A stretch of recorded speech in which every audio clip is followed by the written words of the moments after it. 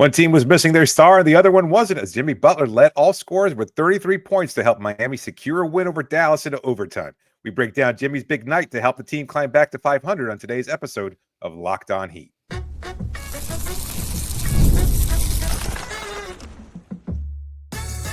You are Locked On Heat, your daily Miami Heat podcast, part of the Locked On Podcast Network, your team every day. All right, welcome to Locked On Heat, your daily podcast on the Miami Heat. Whether you're tuning in on YouTube or your favorite podcast app, thanks for making Locked On Heat your first listen every day.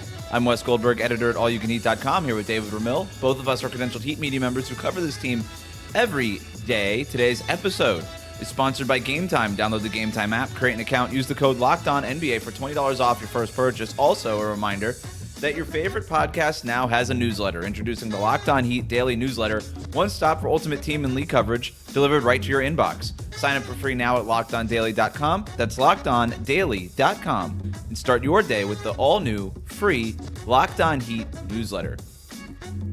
Recording this after the Heat's 123-118 win over the Mavericks. A little closer than maybe we thought. Too close for comfort, in my opinion, considering that A, Miami was on a rest advantage, B, they were at home, and C, Dallas was without Luka Doncic.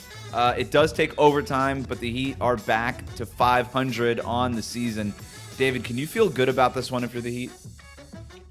I don't see why not, to be honest with you. I understand the loss of Luka is, obviously it changes the dynamic in Dallas considerably. He's a star-level player, superstar, really, an MVP-type candidate, but he had been struggling all year. There had been problems with Luka's game for most of the season. And you wonder whether or not, had he been in the lineup, how it would have impacted Dallas's approach overall. But they had plenty of contributions from across the board. Kyrie Irving was phenomenal tonight. And we've seen teams in the past kind of step up in the absence of their star. This is the same team that had been able to knock off Denver recently. And, they're a good team. They're a very good team without Luka Doncic. And I don't think it really changed their approach all that much. Having said that, I think Miami played a really good game. They were led by Jimmy Butler. He was phenomenal. And they did everything they could to really try and impart their will and kind of just change the course of the game, kind of dictate the way that things were flowing. And they had a lead late in the third quarter. I think it was a 10-point lead. And then unfortunately that was squandered. But the fact that they were still able to pull out a win, that they showed the kind of grit and tenacity that you would hope this team has. Absolutely. I think it's a great win. I really do. I don't know if it's a signature win or anything like that, but I think it's a really solid win that you need to be able to log on as the team has struggled early. They've had a lot of close losses. And so when you can get a win like this, albeit with a shorthanded team, and you can point to Miami being without Terry Rozier. Now we'll debate whether or not that's a positive or a negative later on, but either way, with Dallas being without Luka Doncic, Miami took advantage, they capitalized, and they got the win. Absolutely, yeah. It's a great win. Yeah, there's kind of different ways to look at this, isn't there? Like at one hand, you're beggars can't be choosers. This is a team that was below 500. You got back to 500. At the same time, man, it really feels like this one should have been put away a lot earlier. They were up by 10 in the first half. They kind of blew that lead. They were up in the fourth quarter. They blow that lead. They go like 2-3 minutes again in the fourth quarter without scoring. Dallas gets back in the game. They miss a ton of free throws in this game. 17 of 27. They missed 10 free throws in this game. The refs did not help at the end, where I think, Jimmy Butler had to have a last-second dunk to send this game into overtime. He got fouled on that dunk by Derek Lively. It was pretty clear. The officials missed that and an obvious goaltend earlier in the game. So, look, there's a lot of reasons why you could say, like, yeah, man, they should have kind of easily won this game.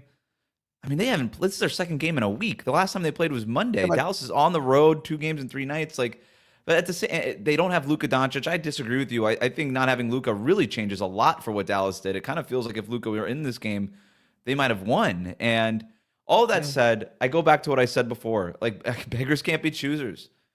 Beggars can't be choosers. And the Heat are back to 500. And you can also look at it this way. They did not play their best game despite the 5 days off, right? There's no excuse to not have played a better game. There's no excuse to miss 10 free throws. But the fact that they did miss all those free throws and didn't play a great game, but still managed to get a win, could also be viewed as a positive, right? Like, good teams win games that they're not supposed to win anyway. And this kind of feels like one of those games, except they were always supposed to win this game. So I'm a little conflicted here, if you can't tell. Yeah, I mean, look, I get that, but you could also point to rust, and my point about Luka, obviously, he has an impact whenever he's out there, but the team changes their approach. Like they're going to him, and there's a lot of watching as he makes plays because that's who Luka is. He's the engine, and he drives what Dallas is capable of doing, and that could shoot them in and out of games just as easily. And he has, like I said, struggled throughout the season, despite some pretty big games. Mhm. I think And they overall, are on this win streak without him, to your point. Or they yeah, were before Miami snapped it. Yeah. very good point. So I mean, Miami, absolutely. I think they should feel confident winning two at home, being able to show that kind of tenacity again, like that they didn't back down. The missed free throws, yeah, that's a What's concern. going on with that? I don't know. I don't It's know. it's a season trend. Like, why can't they hit their free throws? Yeah, I mean, it was mostly Jimmy, really. What did he miss? Like 5 free throws? Jimmy missed 5. Tyler split his. Kevin Love went 0 for 2. Burks went 1 for 2. That was pretty much Yeah, those it. are Pelle guys that Larsson don't went 1 for generally 2. shoot the It was line. I mostly mean, Jimmy. Dallas is a team that puts their opponents at the line a lot because they're physical, because they like playing defense, because they use their bigs aggressively on defense, etc. So I mean, they typically do send teams to the line pretty often, but it was just Jimmy kind of dictating terms and figuring out, look, I can get past anybody, whether it was a wing Mhm. defender or whether it was one of their bigs. He was able to draw fouls, just unable to hit them. The Burks free throw towards the end of the game, that was a tough one to lose. But again, this is a guy who doesn't shoot free throws. As much as he is a veteran player, like, he doesn't really go to the line all that much. Kevin Love, also not a player who really goes to the line that much. So it was unfortunate. Had they split those, well, Burks did split them, but I mean, had Love notched one more free throw and Jimmy, maybe hit 2 or 3 of those 5 misses, maybe they wouldn't go into overtime in the first place, but they missed them and they still found a way to win. So absolutely, I feel encouraged by it. The Heat win this game just because nobody shot well in this game. They didn't shoot as Nope. poorly as Dallas did overall. The Dallas shot 42% overall, missed 30 of their 40 shots from three-point range. Spencer Dinwiddie went 0 for 9. Yeah, bad. That's crazy. Yeah. So He's struggling a Tyler lot. Hero went 1 for 10, so he missed just as many, but at least he made one. And that was really it, right? Miami goes 14 of 41. They shoot 34% as opposed to 25% from beyond the arc. They shoot 43% as opposed to 42%. That's why it was a close game. Small margins, but that's what happens in a game that goes to overtime and you win by 5 points. Everything else was pretty much the same. Points in the paint, Yeah, pretty fast similar break points, lineups. turnovers, Yeah. nothing, no real huge swings in this one. But Miami was able to kind of eke this one out. Jimmy Butler. I know we're going to probably talk about him when we get to our credit cookies, obviously. Sure. I love the broadcast saying he's got 63 points in his last 2 games. And I'm also like, well, he's also got 63 points in a week. It's played 2 games in a 6-day span here. But nonetheless, 2 very strong back-to-back games for Jimmy Butler. And I love the way that he was attacking in this game, especially in that fourth quarter in overtime where it was clear that they needed to get somebody going. Tyler Hero was awful in that fourth quarter. He just couldn't hit anything. And Jimmy Butler came in and started, and it was a bad game for Bam also. This was a win kind of carried by Jimmy Butler in a lot of ways. Oh no, not in a lot of ways, like in every way. Like he was the sole driving force responsible for Miami's win. And so, like, I get it. Maybe I'm choosing to look at this much more half full than half empty. The fact is that he played well and he was rested, and that's what you hope for. Like, I mean, he didn't show signs of rust. He didn't Right. show any kind of lingering injury issue. Yep. Yes, he's All put up that big games. stuff that I was talking about, like why did they play like that in the 5 games in the 5 days off, all that stuff does not apply to Jimmy Butler. He was great, except for the 5 missed free throws. It's gonna seem like you have an agenda. I got to be honest with you because you keep bringing this I'm up. just But I mean, like, I'm just saying the free throws were weird. Like, what was going on with that? But Jimmy Butler was a great game. I told him none of that stuff applied to him. He was great. He was the best player on the court, and he was supposed to be, especially with Luka when Luka was out. Like, he is qualitatively the best player in this game. He's better than Kyrie Irving. He's better than anybody else on any of these teams.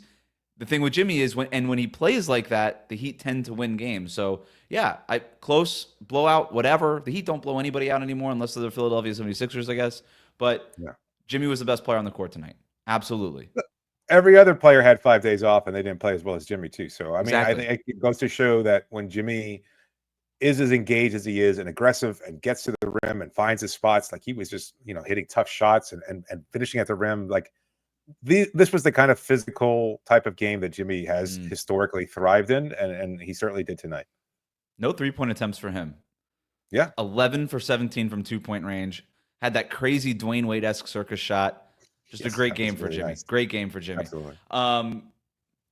Jimmy, is he going to get all 10 credit cookies? David's going to tell me after this.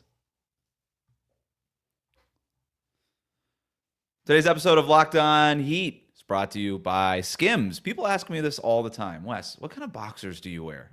I don't really know why they ask me that. I'm happy to talk about it, though, because the truth is I put a lot of time and effort and thought into my underwear. Not a lie. Like, this is dead serious, David. A few years ago, I bought a bunch of different brands of boxer briefs, and I took them all for a test drive, so to speak.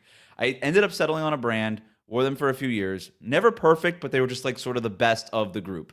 Well, I think I finally found the winner, and it's SKIMS. SKIMS came out with their cotton 5-inch boxer brief. Honestly, it puts all these other brands to shame. They hit right at the thigh, and they stay there. That's the key. They don't move around. They don't bag out. They don't give you that 5 p.m. wedgie. If you're a boxer brief guy like me, this is the one. Shop SKIMS Mens at skims.com/LockedOnNBA. Let them know that we sent you. So after you place your order, you select podcast in the survey, select our show, Locked On Heat, in the drop-down menu that follows. And if you're looking for the perfect gift for the whole family, SKIMS just launched their biggest holiday shop ever. Also available at skims.com/LockedOnNBA. We'll be right back.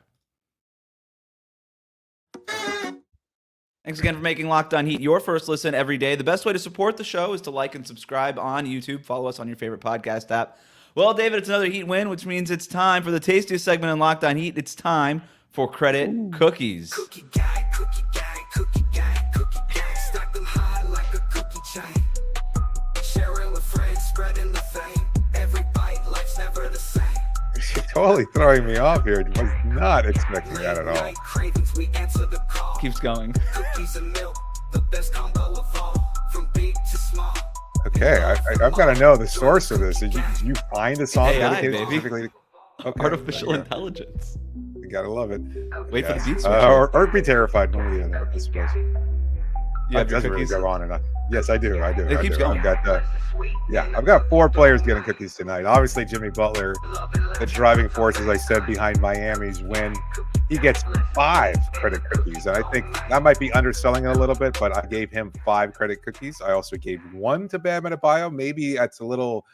Maybe that wasn't. He did not have a great game. I think he was a little outclassed by the 2 bigs, Daniel Gafford and Derek Lively, but he did hit couple threes, and he also had 1 in overtime that was a crucial knockdown shot. So it's great to see him be confident in that and incorporating it into his repertoire. So I did give him a cookie. I also gave 2 to Alec Burks because I think he had a great game off the bench, really solid, was able to knock down some buckets, really good from the corners in terms of the 3-point shot, and he did have that free throw in overtime. And then Pelle Larsson, 14 points, his most prolific game as a rookie, playing way too many minutes. But guess what? He capitalized, showed a lot of effort, just was a good offensive game for him, and he continues to earn minutes out there. When he's not able to score, it's kind of hard to justify despite the effort, despite what we love about his game. But tonight, he had the whole repertoire. He was making cuts. He was shooting from the perimeter, playing tough defense. He was out on an island against Kyrie Irving and more or less held his own. I think it was maybe not a great game from him, but a really solid game. And so he gets 2 cookies as well to wrap it up. So Alec Burks got 1? 2 for Burks, 2 for Pella, 1 for Bam, and 5 1 for Bam. Okay, I wrote down 2 for Bam. Okay, No. So let's start with Larsson, man. I was so impressed with his game. I don't like the box score is what it is. I mean, 14 points on 6 of 8 shooting. You're saying it wasn't a great game. I don't know. That's a great game for a guy who was taken in the second round and was sort of thrust into a tough spot. Haywood Highsmith started in this game, leaves the game because he wasn't feeling well, never returned. No. And they were like, well, I guess Pelle Larsson is our new Haywood Highsmith. And that's what's so crazy about Larsson already. Right. Miami has 2 3-and-D players. Haywood Highsmith and Pelle Larsson. Like, those are like the 2 kind of connector type guy. Who else is 3-and-D? No one, but I wouldn't put Pella in there. Maybe not. Maybe I not think, like a 3-point shooter per se, but he's sort of maybe okay. So nor you're is right. he a That's wrong. lockdown defender. Like, he just gives great. He's the effort. closest Like, thing to sort of a connecting Fair piece enough. that Haywood Highsmith is, and that's sort of my point too. Like, he's the closest thing to Highsmith that the Heat have on their roster which is sort of a problem. But tonight Yeah. he was great. He was awesome. He was put in a tough spot, and he more than stepped up to the plate here. I think his cutting is so vital to this team. He creates points out of thin air with his backdoor cuts. He is so smart. He has such good feel. He has such good timing on those backdoor cuts, those slot cuts. He understands the game of basketball so well, and he just fits with Miami's veteran guys seamlessly. Yeah. I've again just so impressed with him, and I did have it in my notes. Kind of just got put on an island against Kyrie in overtime a couple of different times, and held his own for whatever that's worth. So definitely deserving of the credit cookies. I don't know that I would have given Bam a cookie in this game. He was 8 of 20 shooting overall. Did have 11 rebounds. Did have 5 assists. I think you're right though. I think you're right to give him a cookie. Like we've done this before with our credit cookies. If you make a big shot, that's usually some sort of you deserve some sort of recognition. Yeah, exactly. And he hit that one from the corner was huge in overtime. And he was out there setting screens, doing defensive things, doing the Bam stuff. He was a +4. So him and Jimmy were both a +4, the only starters with a positive plus-minus in this game. Like that stuff matters. So I'm okay you giving him they don't win this game without Bam. As weirdly as that sounds, they probably blow him out if he has a better game, but they don't win it without him either. That's fair. Yeah. I mean, Miami's center's position continues to be in flux, and Kevin Love getting a bulk of the minutes. Yeah. I mean, I think Kevin Love finishing that first half. Yeah. A little surprising. Like, very. I mean, they went with their zone defense a lot, and I don't think it always worked too, because I mean, either PJ Washington or Kyrie or somebody was able to kind of capitalize and find the open spots in the defense. But you kind of have to with Kevin Love out there. And, he's not really a good matchup when they have their two physical bigs in Gafford and Lively. They're guys that can, spring right off the court, and then they're so lively. I mean, they're so lively being lively. They're very athletic. They can attack the rim. They crush for rebounds, etc. So Love, really solid overall game. I think he had double-digit rebounds too, and very impactful. He's probably deserving of a cookie. Had that great outlet to Jimmy Butler. He and I honestly, I know Tyler went 1 for 10 from 3-point range. That was the only bad thing that he did. No, he does not get a cookie. Look, I mean, he goes 8 for 15 from 2-point range, 10 rebounds, 5 assists. I mean, I thought his playmaking was good. I mean, all right. I mean, I understand if you don't want to give him a cookie, but I think Alec Burks getting 2 is a little bit too much. So I'd be willing to maybe take 1 away from him and give it to Kevin Love. Okay, that's fair. You want to take away 1 from Pelle and give it to Tyler? No, I want Pelle to have 2. I think those are his first credit cookies of the season. Tyler will get more. Yeah, I mean, it's impressive that a second-round pick is out there. And I mean, I know the coaching staff loves his effort and everything he does, etc. So, he does all the stuff behind the scenes that earns the playing time. And we'll talk about another player who's probably deeper in the depth chart at this point, and maybe not doing those things behind the scenes. But you have to appreciate Larsson's constant effort, for better or for worse. He can get called for a foul, but he can also pick up a foul just because he throws his body around so recklessly. He's always seems to be just mixed up in everything. Pulled down a couple of fouls in this game. Yeah. That's why I'm saying he's not necessarily a great defender. He's not. He makes up for a lot of it with some really heady play and some just strong effort. It's a little Jaren Jackson Jr. It's when you don't foul. He's always right on. He's always on that razor's edge of fouling. He's very physical. He probably got away with a couple of high fives on Kyrie and some other shooters in this game. But when he doesn't foul, the defense is good. He's right on that razor's edge all the time. So I'm okay with it, man. I really am. The fouling is what it is, and he's still. We know how Erik Spoelstra feels about that. See one Duncan Robinson, for instance, who literally basically was benched for an entire season because he couldn't stop fouling.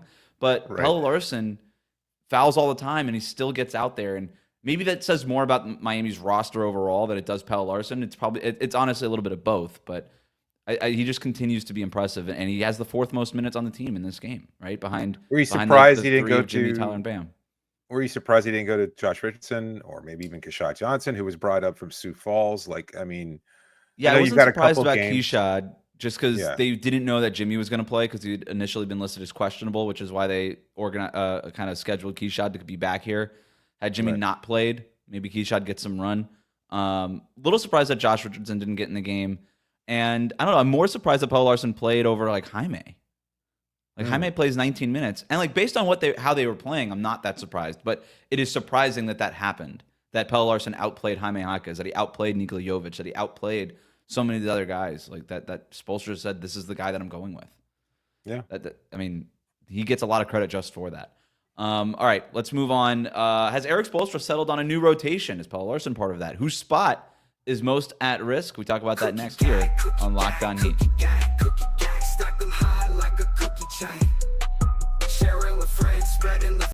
Today's episode is brought to you by FanDuel. Get ready to tackle the NFL action with FanDuel, America's #1 sportsbook, because right now new customers can bet $5 and get just $150 in bonus bets if you win. The FanDuel Sportsbook app gives you everything you need to place live bets on the NFL all in one place. Hey, Dolphins, pretty big win. Go. Big win. I mean, yeah. We're back in it, baby. So the Raiders could not finish off the Broncos. So the wild card still very much up in flux. We need the Broncos to lose some games here. Yeah, and Miami doesn't have much of a turnaround as they play on Thursday, Thanksgiving Day, against the Green Bay Packers. So that should be an interesting game as well. But, you know, sometimes you're watching a game, you get a hunch in the middle of it, you want to check out the latest stats or view live play-by-play. Well, you can do that and so much more, all on the same page, where you place your bets, but only when you visit FanDuel.com and join today. You'll get started with $150 in bonus bets if you win your first $5 bet, but only at FanDuel.com. Never waste a hunch and make every moment more with FanDuel, an official sportsbook partner of the NFL. And today's episode is also brought to you by Game Time and their new feature called Game Time Picks. It makes getting tickets to see your favorite event play live even easier. Let's say you want to go to a concert, a comedy show, whatever you can think of. If you're looking for tickets, you'll find them over at Game Time. And sometimes you don't really have time to deal with all the searches and things of that. Oh, we'll get the right tickets. What's the right price? No. Game Time Picks filters out all the fluff to show you only the incredible deals on great seats, so you don't have to waste time searching through thousands of tickets. They've got their all-in pricing. I love this feature. It shows you the total right up front, so there's no surprise fees at checkout. You can also see their seat views feature. It's a panoramic view from the seat in the app before you buy the ticket, so you know exactly where you're going to be sitting and what kind of view you're going to have. Well, guess what? Take all the guesswork out of buying tickets with Game Time Picks. Download the Game Time app, create an account, and use the code LOCKEDONNBA, and you get $20 off your first purchase. Now, terms do apply, but create an account, redeem the code LOCKEDONNBA, and you get $20 off. Download Game Time today. What time is it? It's game time. We'll be right back.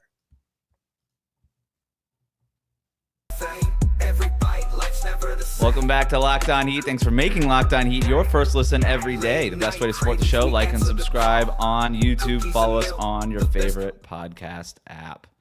Let's get to some of our listener questions here. Thanks to everybody who sent in those questions via the Locked On Heat Insider community on Subtext. If you want to join the Locked On Heat Insider community, you can do that with the show notes or with the link in the show notes. It is free for 14 days, and then it goes to $4.99 a month after that. You get game notes during the games, reporting from what we're hearing behind the scenes, a chance to talk with me and David one-on-one, and, of course, first dibs at asking us questions for these post-game shows. This first one comes from Cody, who writes in, is this 5-out offense becoming a detriment for certain players, so much so that there's a scheme switch? Jaime and Bam seemingly the ones that are most affected by it. David, what do you think? Yeah, I mean, I think there's clearly an adjustment here, but I mean, I think it also kind of falls on the individual player to capitalize on their opportunities when they get them. I get the scheme kind of dictates where these players are put in, what positions they're put into score. Jaime, I don't think he's struggling with it. I think his struggles are elsewhere. And I've talked about him before, and I don't want to be overly critical of a second-year player who's still kind of figuring it out and kind of dealing with injury, et cetera. So I don't feel too bad about his overall performance over the course of the season. And I don't think the offense is really changing anything in a negative way. For Bam, we've talked about it a lot. I just think he's been somewhat out of place. But guess what? It worked tonight where he's able to knock down the three-point shot. So you could say that it's maybe benefiting him, but it's up to him to be able to capitalize on those moments. So when he gets those opportunities from beyond the line, and he did plenty tonight, I think he's got to be able to knock those down with regularity and feel comfortable and confident in taking that shot. His attacks at the rim have been so infrequent. Like, he's taking far less shots at the rim, but he's just not as explosive. And it just seems like every time he is even at the rim, like, his touch around the basket is really not there. Like, I mean, there were a couple of tip-ins that should have been cleared. There were a couple of shots that he could have probably finished with a dunk. And again, you're going up against bigs, shot blockers, and Gafford and Lively. That makes things much more challenging. But there were just moments there where it just seems like Bam's explosiveness has been hindered to a certain degree. I don't know what that is. I don't think there's any injury issue or anything like that, but he just does not seem as capable of finishing around the rim as he did in previous seasons. 5 of 14 on 2-pointers in this game, 3 of 6 from on 3-pointers in this game. Look, you can't go back in terms of scheme. Like, you can't go back. You know, the Heat were bottom 10 in offensive rating the last 2 years. What's good for Bam is not necessarily good for the offense overall. That's the thing here, right? Like, just because Bam was scoring more last year, his true shooting percentage was at the lowest of his career since he became a starter, because all of it was those inefficient mid-range shots. Like, we can't just get bogged down in like the box score shooting totals. Like, Miami's offense is better now than it had been, and it's trending in the right direction, right? Like, you can't go back to what was a formula that was guaranteeing you a bottom 10 offense, even when Bam was scoring 20 points a game. So there's no going back. So like you said, David, it's up to Bam to figure out where he's going to be. And that kind of gets us to this next question. C2D2 writes in, I really want to see Bam shoot more threes like he did tonight. He's been practicing threes all summer. Right now, teams have been disrespecting him. Playing off of him, I suppose, is what he means there. And since he has hardly taken those shots earlier in the year, it has been clogging the lane, giving the teams a break and lowering our scoring at the rim. If he can keep doing this, his overall field goal percentage would increase as well, since most of his threes would be open and driving lanes would open up too. Do you agree? I do agree. I thought he should be taking a bunch of threes. He should be taking 5 3-pointers a game, David. He really should. There's no reason why he shouldn't. Not in this offense. I don't think it's going to improve his field goal percentage, though. Like, I mean, no, but it might improve it. He might eventually garner that respect as a shooter, and then maybe the floor just opens up a little bit more for him, like CDTD was pointing out here. He just kind of gets lost. You know, it's up to the defensive player. Like, they don't really consider Bam unless he's in the mid-range or attacking or using a post-up or something like that. So he's not really known for his outside shot, and I don't know that that's going to be the case moving forward. Like, you know, I think he just finds those opportunities. Like, he kind of drifts into the corner. Like, I'd have to probably rewatch how they played out tonight, but he's got those shots where, well, one was from the top of the key, I can tell you that much, above the break, and then, you know, he also had those corner shots, and he just kind of drifts over there, and defender kind of loses him there because you're not. Yeah, it's when a lot of that comes off of a Jimmy Butler drive, because like last year, Bam would just stand there in the dunker spot when Jimmy drove, waiting to get a putback, and that's why he was there. And that was sort of by design. This year, he's been instructed to say, okay, when Jimmy's driving, you backpedal to the opposite corner. Yes. That's your job now. Now you don't stay in the if they miss the shot, so be it. We're trying to generate some more space, trying to generate those open threes. And those were the threes that he got in overtime. He got them. He went 1 for 2 from the corners in overtime. Yep. But he got them in a very similar way. So yeah, I don't think it's impacting him. Do you think Jaime or Bam are being impacted negatively by the 5-out offense? I think Bam is just looking for his spot, and that's why I keep going to just shoot more threes, because if the deal is it's either shots at the rim or from 3-point range, well, Bam's having a hard time getting to the rim, so the only other option is more 3-pointers. So I think he should be taking more 3-pointers, especially not even just the corners, but in those dribble handoffs and the pick and rolls and the pick and pop up high. Yeah. He has been passing some of those up. And, you know, if he's passing them up to pass to Tyler Hero, that's fine. Pass to Duncan Robinson, that's fine. But I don't need you passing to Haywood Highsmith, even though he's shooting 40%. That doesn't matter. Like, I don't need you passing to Alec Burks. Like, sometimes you just got to take those shots, right? And see if you can kind of get stuff going that way. Malachi writes in, has Nikola Jovic lost his spot in the rotation? I would have played him more tonight with how big the Mavs are and could have used his size tonight. So Jovic in this game just plays 5.5 minutes for the game. Yeah. Now, he was a -5 in those 5.5 minutes, but it's kind of hard to, I didn't like watching those minutes. It didn't really feel like it was his fault. He just didn't get much run in this one. Yeah, I think it's kind of the overall theme of the game, though. There was a level of physicality there with Dallas and the defense they play. And despite the fact that they have the 2 bigs out there, the brand of basketball is very different than what Nico brings to the floor. So I'm not surprised that he didn't get much playing time. And I just think he's as you go with Pella, a guy who can match that level of physicality, albeit somewhat smaller. Even Jaime, a guy who is not afraid to mix it up. That's just not the strength of Nico's game. Right. I don't know There's a what was the difference rebounding between battle. 45 to 44. No, I got that wrong. Miami Sorry. winning? 59 to 57. Yeah, Dallas. so pretty It's a comparable, wash. yeah. Yeah. Yeah, I don't know that Nico would have been able to contribute much. Like, he's not going to get the foul calls. You don't want to have him mix it up really. Like, Right. I think There's a Miami difference did between it. size and physicality. Jovic's Right. size has been helpful, but there's a reason why the coaching staff is on him to play with more physicality because he's a finesse player. And that's who he is right now. He's not very much a physical player. Malachi also asks, has Pelle Larsson earned more playing time? Clearly, he has. I don't know how much more than 36 minutes in a close game in overtime that you get. Clearly, he has earned more playing time. He's above now, it looks like, Josh Richardson in the pecking order. It wasn't the case though. Like, it wasn't the case like as many as like 3 games ago. And I know there was during the road trip and everything else like that, but it just seems like the sudden uptick in minutes. And it's just a little surprising. I rationale behind it because Josh is just getting blown by in terms of defense. He's not contributing much offensively either. You have going your way, etc. So there's something to that, but you could find a mix there where you don't have to play Pella 30-something minutes. And I know it went to overtime, obviously, but I don't know. I don't know who else off the bench would have been able to contribute at least at the same level that Larsson did today. I mean, he was over Josh Richardson in the pecking order. He was over Jaime in the pecking order.